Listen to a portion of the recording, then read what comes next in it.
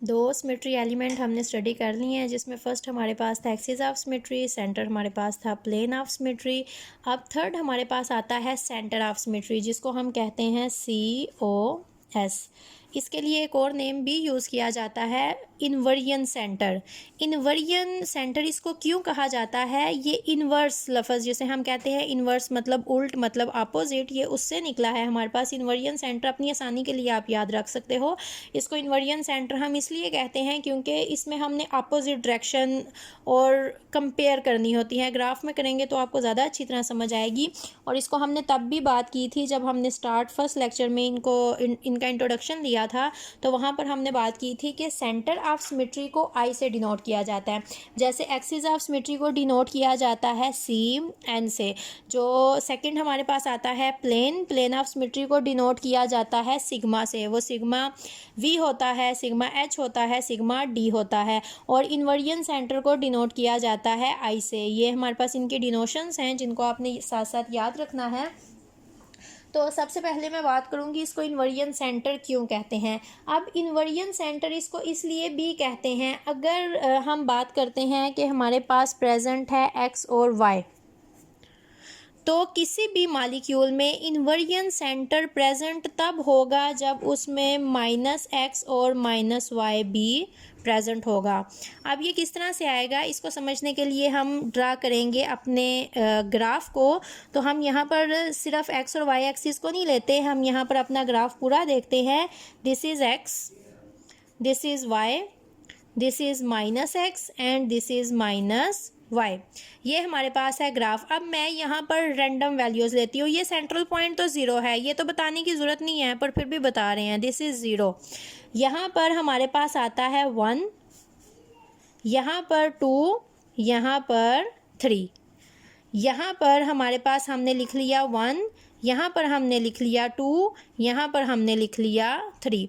अब ये जो हमारे पास है ये -X है, तो यहाँ पर जब हम लिखेंगे ये आएगा -1, ये आएगा -2 और ये हमारे पास आएगा -3।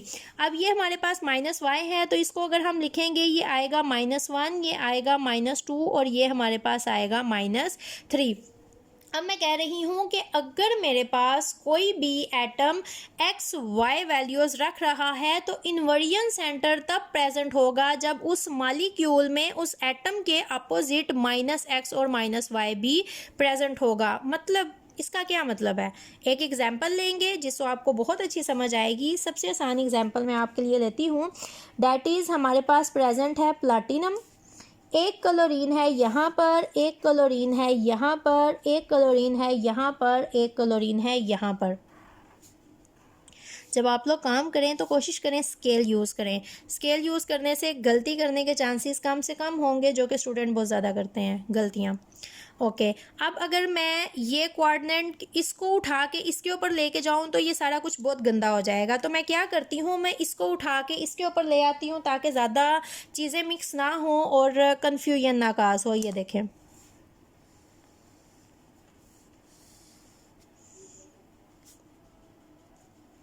अब ये है हमारे पास X, this is Y, -X and -Y। Clear. ये क्वाड्रेंट उठा के मैंने रख लिया यहाँ पर। अब मैं वैल्यूज़ लिखने लगी हूँ जो कि रैंडम वैल्यूज़ हैं, हम कुछ भी लिख सकते हैं, सिर्फ समझने की कोशिश करेंगे। इसको हमने कह दिया 1, इसको मैंने कह दिया 2, इसको मैंने कह दिया 3। अब यहाँ पर माइनस ड्रा कर लेते हैं साथ। -1, -2, -3। आई होप आपको बॉल पेन वाला भी नज़र आए। तो इसी तरह से ये हो गया 1, ये हो गया 2, ये मेरे पास हो गया 3। अब ये देखें, यहाँ पर -1 आ जाएगा, यहाँ पर मेरे पास -2 आ जाएगा, यहाँ पर मेरे पास -3। ये जो ये माइनस क्वाड्रेंट आता है, ये माइनस प्लस क्वाड्रेंट, ये प्लस प्लस, ये प्लस माइनस, इतनी बातें तो आपको पता होंगी ऑलरेडी। नहीं है तो दोबारा से आप क्वाड्रेंट को देख सकते हो। यहाँ पर प्लस और प्लस है तो ये आपके पास प्लस प्लस आता है। एक्स वाई तो ये आपके पास माइनस प्लस आता है। ये क्वाड्रेंट आपके पास माइनस माइनस आता है और ये आपके पास प्लस माइनस। पहले एक्स को लिखा लिखा जाता है, फिर आपके पास y को लिखा जाता है। तो x प्लस है और y आपके पास माइनस है, यहाँ पर x माइनस है और y आपके पास प्लस है। ये 4 क्वाड्रेंट्स होते हैं आपके पास, ये कोऑर्डिनेशन सिस्टम है आपके पास टोटल। अब ये देखें एक्स वाई की वैल्यू लिखनी है। क्लोरीन को इसको मैं कहती हूँ 1, इसको कह लेती हूँ 2, इसको कह लेती हूँ 3 और इसको मैं कह लेती हूँ 4। अगर मैं मार्कर से दूँ नंबरिंग 1 2 3 4, सिर्फ एक्स वाई की इनके लिए वैल्यू लिखनी है। ये क्लोरीन को देखें, अगर मैं इस क्लोरीन को एक्सटेंड करती हूँ तो ये मेरे पास इस तरह से आके इस पॉइंट पे ये प्रेजेंट है। अब हम क्या करेंगे, इसके लिए एक्स वाई लिखेंगे। ये एक्स है और ये आपके पास वाई है, तो एक्स और वाई इसके लिए क्या आता है 2 2। क्लियर। अब इस मॉलिक्यूल में अगर हमने इन्वर्जन सेंटर देखना है, एक मॉलिक्यूल हमने एक एटम देखा है यहाँ पर मॉलिक्यूल का और उसकी वैल्यू मेरे पास एक्स वाई आती है 2 2। तो यहाँ पर इन्वर्जन सेंटर तब प्रेजेंट होगा जब यहाँ पर -2 और -2 प्रेजेंट होगा और इन्वर्जन सेंटर हमारे पास ये एक प्लेन, ये एक एक्सिस पास हो रहा है। तो इसी डायरेक्शन में हमने देखना है, ये हमारे पास माइनस माइनस क्वाड्रेंट है। अगर ये मॉलिक्यूल यहाँ पर प्रेजेंट है और ये 2 और 2 पे फॉल कर रहा है, -2 इसकी वैल्यू है और इसको इस तरह से एरो लगा के दिखाया जाता है कि यहाँ पर इन्वर्जन सेंटर प्रेजेंट है। लेकिन अभी आप फाइनली नहीं कह सकते प्रेजेंट है, क्योंकि सिर्फ ये 2 एटम इसके साथ अटैच नहीं है, 2 और एटम भी प्रेजेंट हैं। सब में inversion center as a whole होगा तो फिर ही टोटली हम कहेंगे कि यहाँ पर आई प्रेजेंट है या फिर एब्सेंट है। तो अब हम इसको देखते हैं। अगर आप इसको देखो और यहाँ पर ये आपके पास सर्कल है जो यहाँ पर, यहाँ और ये आपके पास मिलता है x की वैल्यू, ये देखें -2 और y की वैल्यू आपके पास आती है 2। तो इस मॉलिक्यूल की अपोजिट इन्वर्जन क्या होगी, +2 और -2, और इसका प्लेन बनता है ये वाला एटम। इसको अगर एक्सटेंड करो आप, ये देखें +2 और -2 होना चाहिए। x की वैल्यू क्या है यहाँ पर +2 और y की वैल्यू है माइनस, प्लस नहीं लिखते लेकिन फिर भी मैंने आपकी आसानी के लिए लिख के दिखाया। तो ये देखें ये क्लोरीन, इसकी वैल्यू हमारे पास क्या है 2 2। इन्वर्जन सेंटर अगर प्रेजेंट है तो फिर -2 होना चाहिए जो कि हमारे पास यहाँ पर प्रेजेंट है। अगर सब एटम को देखो आप बारी बारी, हम 1 से देखना शुरू करते हैं। ठीक हो गया। 1 की वैल्यू हमारे पास यहाँ पर क्या आई है -2 एंड +2। तो अगर यहाँ पर हमारे पास +2 और -2 प्रेजेंट है तो फिर यहाँ पर इन्वर्जन सेंटर प्रेजेंट है और ये +2 -2 प्रेजेंट है। सेकंड क्लोरीन पे आए, इसकी वैल्यू है हमारे पास +2 +2 2 2। अब इन्वर्जन सेंटर अगर है तो यहाँ पर -2 और -2 होना चाहिए जो कि यहाँ पर हमारे पास प्रेजेंट है। इसको आप देखें +2 और -2 है, इसका अपोजिट -2 और +2 होना चाहिए जो कि हमारे पास यहाँ प्रेजेंट है और इसका अपोजिट भी यहाँ पर हमारे पास प्रेजेंट है। तो यहाँ पर इन्वर्जन सेंटर हमारे पास प्रेजेंट है। तो अगर आपको कहा जाए कि इन्वर्जन सेंटर ऑपरेट करके दिखाएं किसी मॉलिक्यूल में, तो आप ये डायग्राम लोगे और बताओगे कि यहाँ पर आई आपके पास प्रेजेंट है, या फिर आपको ये दे दिया जाता है मॉलिक्यूल और आपको कहा जाता है कि हमें बताएं कि यहाँ पर इन्वर्जन सेंटर प्रेजेंट है या नहीं। तो इस तरह से आपने क्वाड्रेंट ड्रा करना है और ये एक्स वाई की वैल्यूज़ को बहुत नीट साइड पे एक एक एटम को डिस्कस करके बताना है कि यहाँ पर आई आपके पास प्रेजेंट है। अब एक और एग्जाम्पल लेते हैं, काफ़ी एग्जाम्पल्स लेंगे, सब में हम बारी बारी देखेंगे आई प्रेजेंट है या नहीं। आई होप क्वाड्रेंट्स की कोऑर्डिनेट सिस्टम की समझ आ गई है। तो हर एक के लिए मुझे बार बार ये क्वाड्रेंट सारे कोऑर्डिनेट सिस्टम ड्रा नहीं करना पड़ेगा, सिर्फ मॉलिक्यूल को देखेंगे और हम बताएंगे कि हमारे पास यहाँ पर इन्वर्जन सेंटर प्रेजेंट है या नहीं। तो सबसे आसान मॉलिक्यूल जिससे हम हर दफ़ा स्टार्ट करते हैं वाटर मॉलिक्यूल, उससे नहीं किया। तो अब हम वाटर मॉलिक्यूल लेते हैं और हम देखते हैं कि वहाँ पर हमारे पास प्रेजेंट है इन्वर्जन सेंटर या फिर नहीं। ये हमारे पास आ गया वाटर मॉलिक्यूल, एक हाइड्रोजन यहाँ पर है, एक हाइड्रोजन यहाँ पर है। अब अगर कोऑर्डिनेट सिस्टम, अगर आपको कहा जाता है बताएं कि वाटर मॉलिक्यूल में इन्वर्जन सेंटर प्रेजेंट है या नहीं, वाटर मॉलिक्यूल आपने ड्रा कर लिया, यहाँ पर आपने कोऑर्डिनेट सिस्टम ड्रा किया। अब ये देखें, अगर यहाँ पर इस तरह से प्रेजेंट है हाइड्रोजन, तो सेम ही हाइड्रोजन यहाँ पर भी प्रेजेंट होना चाहिए, और एक हाइड्रोजन यहाँ पर प्रेजेंट है तो सेम एक और हाइड्रोजन यहाँ पर प्रेजेंट होना चाहिए जो कि नहीं है। तो इसका मतलब है वाटर में इन्वर्जन सेंटर प्रेजेंट नहीं है। सिंपल। अब एक और एग्जांपल लेते हैं अमोनिया की। यहाँ पर है नाइट्रोजन, एक हाइड्रोजन इस तरह से है, एक हाइड्रोजन हमारे पास इस तरह से है, एक हाइड्रोजन हमारे पास इस तरह से है और यहाँ पर लोन पेयर है। अब अगर यहाँ पर आपने देखना है इन्वर्जन सेंटर प्रेजेंट है या नहीं, तो एक ये आपके पास हाइड्रोजन है, दूसरा आपके पास यहाँ पर होना चाहिए।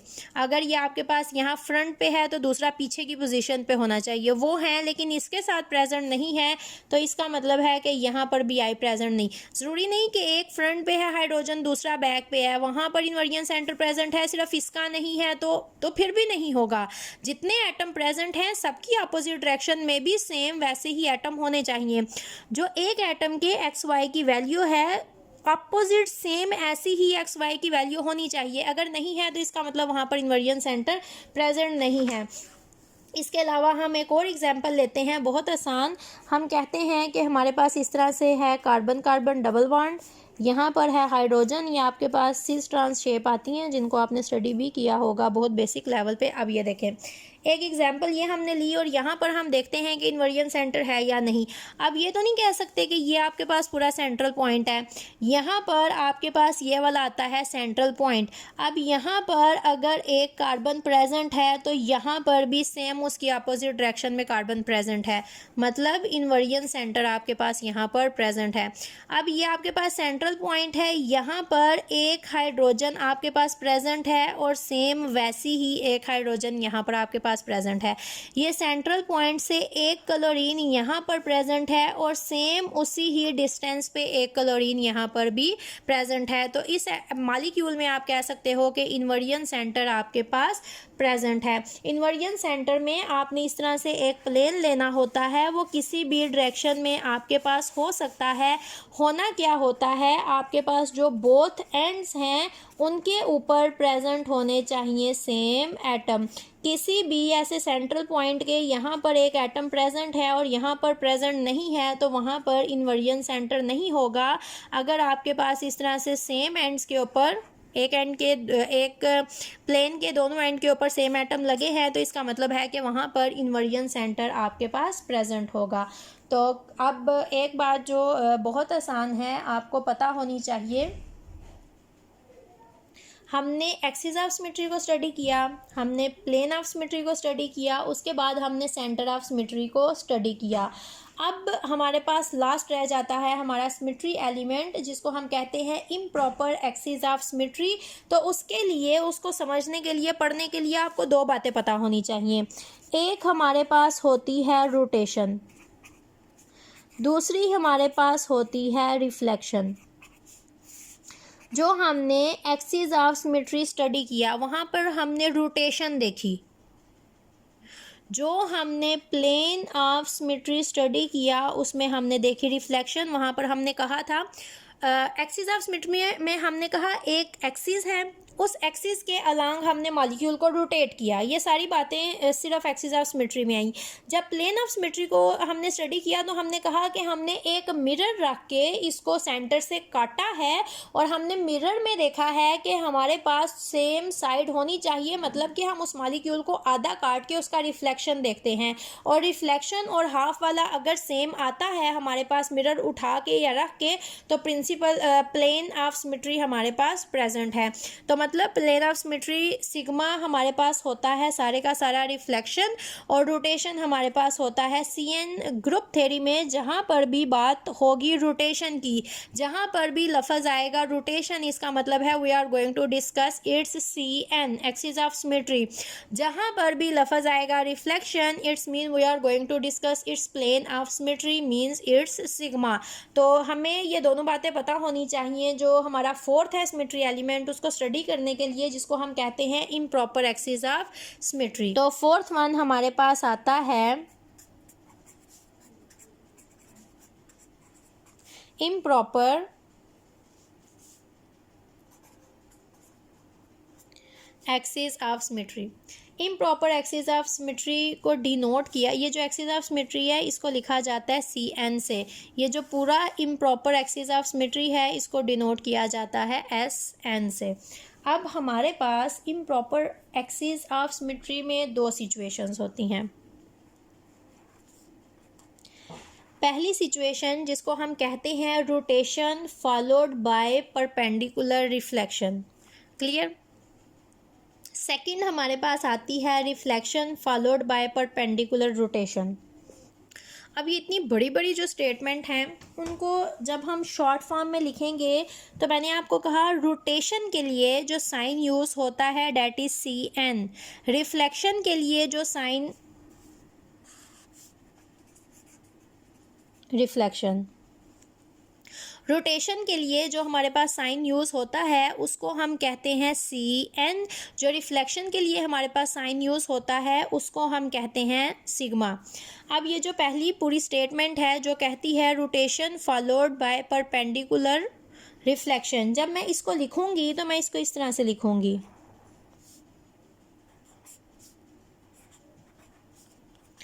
जो दूसरी स्टेटमेंट है reflection followed by perpendicular rotation, जब मैं उसको लिखूंगी तो इस तरह से लिखूंगी।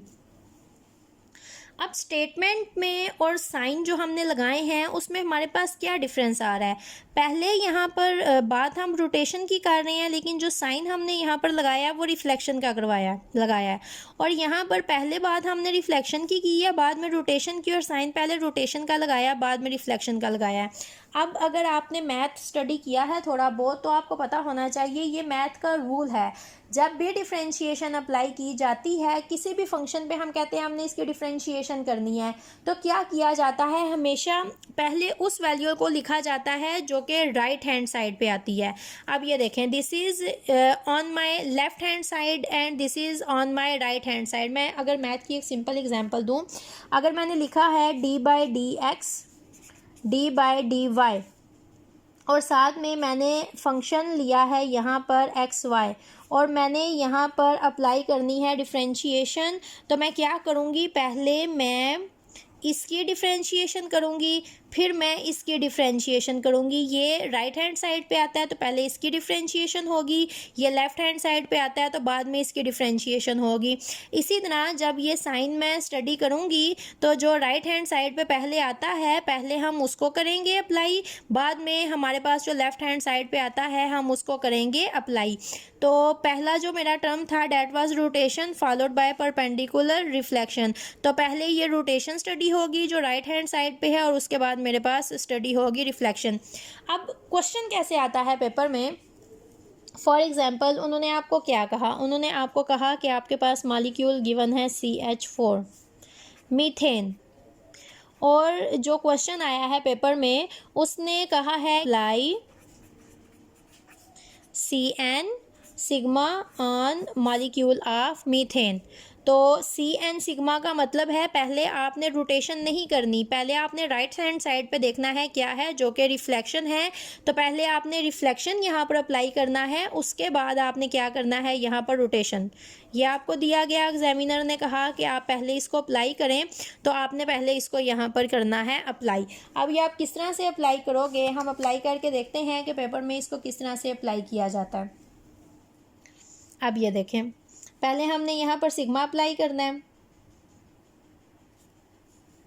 अगर मैं इसका मॉलिक्यूल ड्रा करूं इस तरह से हमारे पास होती है कार्बन, तो अगर आपको स्टडी किया हो आपने मीथेन, तो एक हाइड्रोजन अपर पोजीशन पे होता है, 3 हाइड्रोजन इस तरह से लोअर पोजीशन पे आते हैं, एक सामने की तरफ आता है, एक इस तरह से पीछे की तरफ आता है, और ये प्लेन में आपके पास आ रहा है, एक आगे आ रहा है, दूसरा आपके पास पीछे आ रहा है और एक हाइड्रोजन ऊपर है। तो हम जब इसको ड्रा करेंगे तो ये हमारे पास इस तरह से आएंगे, ऊपर वाला और एक प्लेन में हमने प्लेन वालों को ड्रा किया, ये हमारे पास 2 आ गए प्लेन में, एक हमारे पास आ गया फ्रंट पोजीशन पे जिसको हमने इस तरह से ड्रा कर लिया, और एक यहाँ पर हमारे पास आ गया बैक पोजीशन पे, इस तरह से हमने यहाँ पर 4 हाइड्रोजन इसके ड्रा कर लिए, नंबरिंग दी 1 2 3 एंड 4। अब हमने क्या करना है, हमने यहाँ पर अप्लाई करना है दिस वन CN सिग्मा। अगर मैं इसको वर्डिंग में लिखूं तो ये मेरे पास आता है reflection followed by perpendicular rotation. तो पहले हम इस पर रिफ्लेक्शन अप्लाई करेंगे। ये देखें, रिफ्लेक्शन मैंने ये प्लेन गुजारा है इसमें से, ये यहाँ से मैंने प्लेन गुजारा है। अब ये देखें, अगर मैंने मॉलिक्यूल को यहाँ से लिया है और प्लेन है, अब ये देखें ये शीशा मैंने रखा है यहाँ पर। अगर मैं इस मॉलिक्यूल में यहाँ पर मिरर रखती हूँ, मतलब सेंटर में से अगर प्लेन पास करवाती हूँ, तो ये मॉलिक्यूल, ये देखें, ये समझें ये कार्बन लगी हुई है, ये जो मार्कर का हैंडल है ये हाइड्रोजन यहाँ पर लगी हुई है। तो ये सेंटर में से अगर मैं प्लेन पास करवाती हूँ, ये प्लेन अपर पोजीशन पे जब इसको काट के मिरर में से देखेंगे तो मिरर में ये जो ऊपर वाली पोजीशन पे है ये हमें नीचे वाली पोजीशन पे नज़र आएगा, और ये जो नीचे वाली पोजीशन पे था वो साइड जहाँ पर हैंडल नहीं है, ये देखें ये अपर पोजीशन पे है। अगर मैं मिरर में देखूँ तो ये लोअर पोजीशन पे नज़र आएगा, और ये जो लोअर पोजीशन थी मिरर में ये मुझे अपर नज़र आएगी। मतलब यहाँ पर अगर मैं मिरर रखती हूँ तो ये जो मुझे ऊपर वाली साइड पे नज़र आ रहे हैं ये नीचे वाली साइड पे नज़र आएंगे, और ये जो नीचे वाले हाइड्रोजन 1 और 2 मुझे यहाँ पर नज़र आएंगे, और ये जो 3 और 4 हैं ये ऊपर नज़र आएंगे मिरर रखने से। और ये आपको पता है मिरर रखने से जो हमारे पास राइट साइड है वो लेफ़्ट नज़र आती है, लेफ़्ट राइट, और अपर हमारे पास इस तरह से ये लोअर और लोअर साइड्स हमें अपर नज़र आएंगी। तो ये हमारे पास इस तरह से आ जाएगा। यहाँ पर ये 4 ये ऊपर वाली साइड पे आ जाएगा, ये 3 यहाँ पर ऊपर वाली साइड पे आ जाएगा, और ये जो हमारे पास फ्रंट था ये हमें यहाँ पर नज़र आएगा हाइड्रोजन 1, और ये जो हमारे पास बैक साइड पे थी ये हाइड्रोजन 2 हमारे पास आ जाएगी। इस तरह से ये हमने रिफ्लेक्शन देखी है, ये हमने एक यहाँ से मिरर पास करवाया है और यहाँ पर हमने इसकी देखी है रिफ्लेक्शन। अब मैं यहाँ पर रोटेशन अप्लाई करूँगी, तो रोटेशन में हम अपनी सिंपल ट्रिक पे जाते हैं। ये हमारे पास एक सेंट्रल प्रिंसिपल एक्सिस है और 4 एटम है जो कि यहाँ पर रोटेट कर रहे हैं, तो यहाँ पर हमने इसके ऊपर C4 को अप्लाई किया है। अब ये देखें मेरे पास यहाँ पर हैं 4 हाइड्रोजन और सेंटर में मेरे पास है कार्बन। अब ये देखें ये इस तरह से अगर मैं इनको ड्रा करती हूँ कि ये मेरे पास इस तरह से पेपर पे हमने इस तरह से इनको ड्रा किया हुआ है, और ये सेंटर में मेरे पास प्रिंसिपल एक्सिस है और इसकी मैंने रोटेशन देखनी है। तो ये देखें 1 2 3 4 है मेरे पास। जब ये चारों इस तरह से रोटेट होंगे तो ये इस तरह से हो जाएगा। अब ये देखें ये मेरे पास 1 था जो कि यहाँ था, पहले ये 1 2 3 था, अब ये जब एक पोजीशन आगे चले गए हैं 1 2 3 4 हो गए हैं मेरे पास। तो अब ये देखें अगर मैं C4 यहाँ पर अप्लाई करती हूँ तो ये एक एक पोजीशन मेरे पास आगे चले जाएंगे, और जब ये एक एक पोजीशन आगे जाएंगे तो ये मेरे पास किस तरह से आएंगे।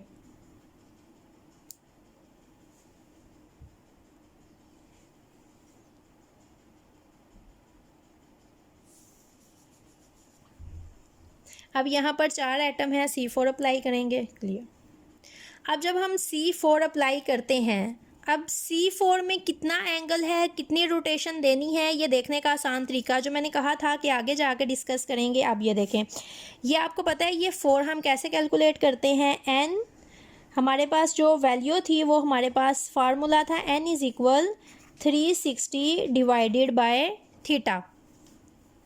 तो अगर मैंने ट्रिक के अकॉर्डिंग कहा कि यहाँ पर C4 अप्लाई होनी है तो एंगल कौन सा होगा वो देखने के लिए आप ये फार्मूला इस तरह से यूज़ कर सकते हो।